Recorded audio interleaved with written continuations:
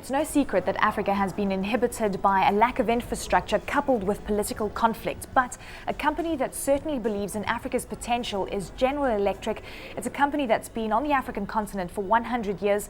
And the man at the helm of General Electric Africa is Jay Ireland. And he joins us now for Captains of Industry. Mr. Ireland, thank you very much for joining us. Great to have you on the program. Great to be here.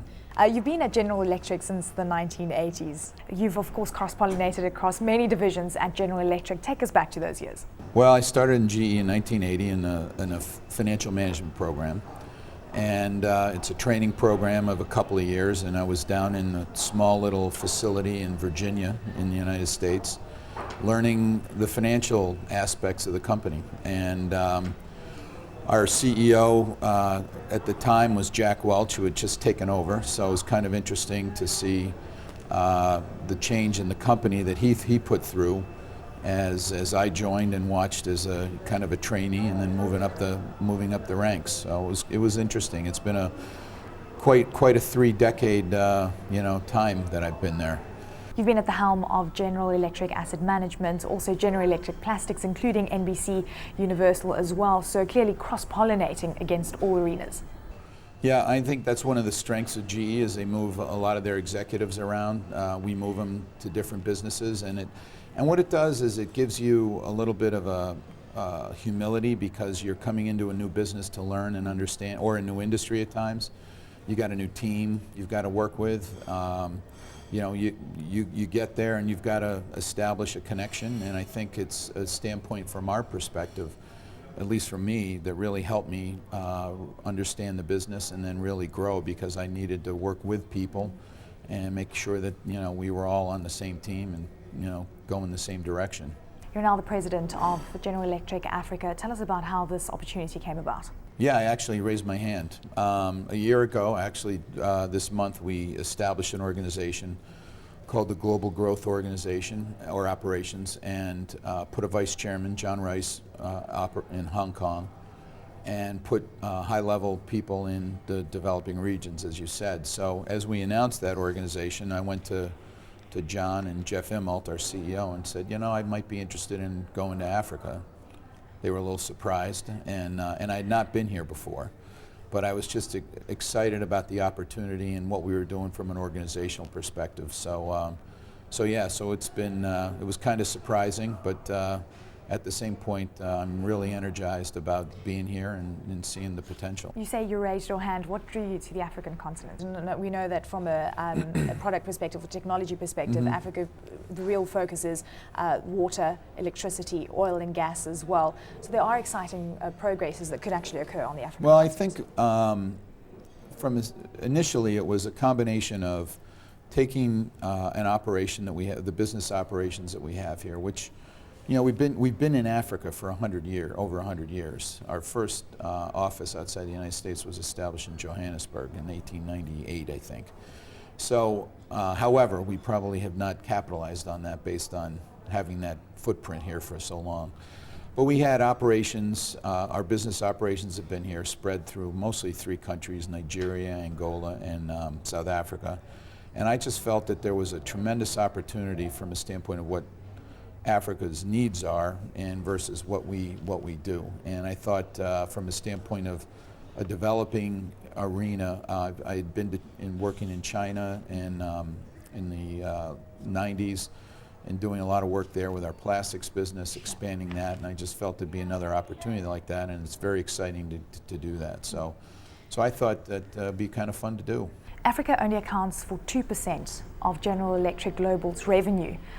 Obviously a very minuscule amount when you look at it from a global perspective. What targets have you put in place to increase this number? You don't have to reinforce how small that is. I think there are targets in place. Our goal right now is to establish our capabilities, especially around execution. And then when we do that, we do about, as you said, 2% of sales. Our goal is to grow that and grow it more rapidly than GE grows their sales. So I think it's definitely a double-digit kind of growth we can do. A lot of it's orders and working. The difference here in Africa is you work a lot with governments, with the businesses that we're in, and we're in a lot of other areas of the world there. So for us, it's really a lot of tie-in from that, and it's a broad packaging, tie-in and financing, et cetera. So it's really a good challenge for us. Do you find that it does actually slow you down when you work so closely with governments? I wouldn't say it slows you down. It's a combination of understanding who the players are, and I think one of the concerns going forward is making sure that the governments, no matter who's in power and all that the underpinnings of the government stays the same, no different than we see in the West. So whatever election occurs, at least all the business, the regulations, the business decisions, and the business contracts that you've done all continue to go forward into the next administration. What about corruption on the African continent? Have you come head to head with these situations, and how have you coped? Well, I think transparency is key. I mean, and that's whether it's in the private sector or public sector. And so the aspect of transparency has got to be both sides, from a company to the government and government to the company. I spoke about a month ago at the UN conference in Morocco on corruption and talked about our compliance program and our integrity focus in our company. And I think, the biggest thing is you have to have the ability to say no. You have to be able to walk away from our perspective. And our people understand that, and I told them that, basically, if it's not right, we don't need the business because our reputation is more important. How often have you said no? Well, I think it gets done more than I know. It doesn't get filtered up to me necessarily because they know, and it's one of these that they know they don't even need to bring things to you. And I think our CEO, Jeff Immelt, has been very adamant. It's one strike you're out in this arena, and for us, it's a hallmark of our company, and we're going to continue to focus on it. Africa is regarded as a very dynamic continent, and one that is, of course, very difficult to deal with because we are 53 countries in one region. Given the fact that you are an executive from the US, have you found it very difficult to adapt to all the intricacies of operating in Africa? Well, I've done a lot of reading and talking to people. I think the thing to understand, and it's no different Africa or anywhere else, when you go somewhere, you have to understand the culture. And you have to understand the culture to be able to do business.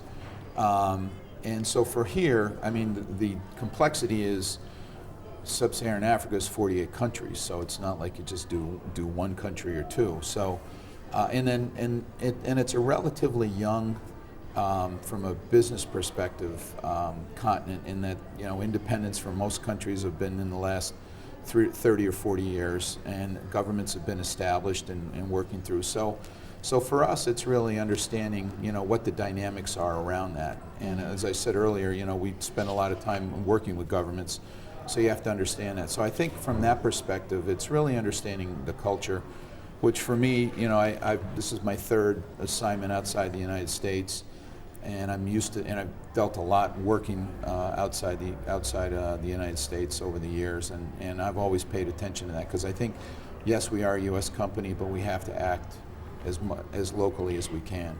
What would you say is the fundamental difference between working on the African continent and the other territories in which you've operated, including Asia and Europe? Well, I think right now there's a challenge from an infrastructure standpoint, depending on the country you're in. Whether it's web connectivity, roads, electricity outages, et cetera. So that's a little different than other places I've been, which has basically been Europe and then also in Asia. And I think, but on the other hand, I think the people are great. They're very, very positive. There's a great feeling of community around each country and each city, of wanting things to get better and working hard at doing that. And I think that's what's really exciting. And so it's really, I mean, when you think about the world in 2011 and having the ability to really still have, places that don't have electricity, things that things we take advantage of in the developing world, I think those are really the keys. General Electric, as you've mentioned, has been on the African continent for 100 years and really stationed in South Africa. Interestingly, you've chosen to take residence in Nairobi. Why is that? I think it was a combination of things. I was asked, or I was told, you can figure out where you want to put the headquarters. I chose Nairobi for a few different reasons. One was we didn't have a presence in East Africa of any size. We have a large presence here in South Africa, with about 300 employees in Johannesburg and Cape Town, and a couple sprinkled elsewhere. We have a large presence in Angola and Nigeria. And so with leaders, and I wanted to basically expand that. One. Two is inter-Africa travel is very difficult. And Nairobi's got a good hub with Kenya Airways and a few other Ethiopian Airlines flies through there, and so that was a piece. And then also I think East Africa presents an opportunity from a standpoint of the regional concept that they're focusing on, of pulling in Tanzania, Rwanda, Burundi, Uganda, and Ethiopia into the East African regional and cooperation, and whether that's customs harmonization, et cetera. Those things help out companies quite a bit from a standpoint of operate, because we can't do 48 separate operations. And so that's all, we're all part of it. And it was a good place to live. There are many opportunities on the African continent with regards to infrastructure spend, but are you very cognizant of some of the risks involved with regards to heading into some territories? How do you decide between what could offer you a lot of growth relative to the risks that you need to take on? I think it's a combination of a few things. One is you have to obviously take a look at the economic piece of it. Yeah. But one of the concerns that I've had with our team, and I've talked to them about it, is let's not try to boil the ocean. We need to pick projects that we think we can execute on, that are bankable, that can be sold to the investors, and then really focus in on those. So that's why what we've done is, I mentioned the countries we're in. You know, we also are in Kenya, Tanzania, but then we've established what I would call flag planting operations in Cameroon, Zambia, Rwanda, Equatorial Guinea, Senegal, and Cameroon. And so what we wanted to do with those was basically put people in, identify opportunities where GE can play, what the issues are, and then focus in on those as we go forward, and then continue to expand our presence that way. Trying to react to every potential thing that's in every country would be just too difficult for us. What actually drives you to head into specific territories? Do you look for countries that are very stable from a political perspective, or do you look for the economic growth factor? Combination of number one, what the potential economic growth is, how strong and business friendly, it's transparent as the government.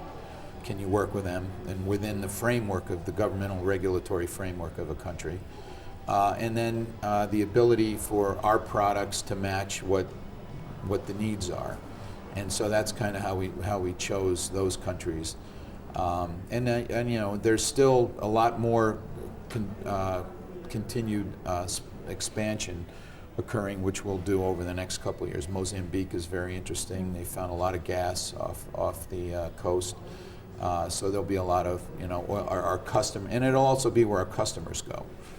Our, you know, oil and gas customers will go there, and we'll support them. Hitting pause on that note, we have to take a very short break. More with Jay Ireland from General Electric. He is our Captain of Industry tonight.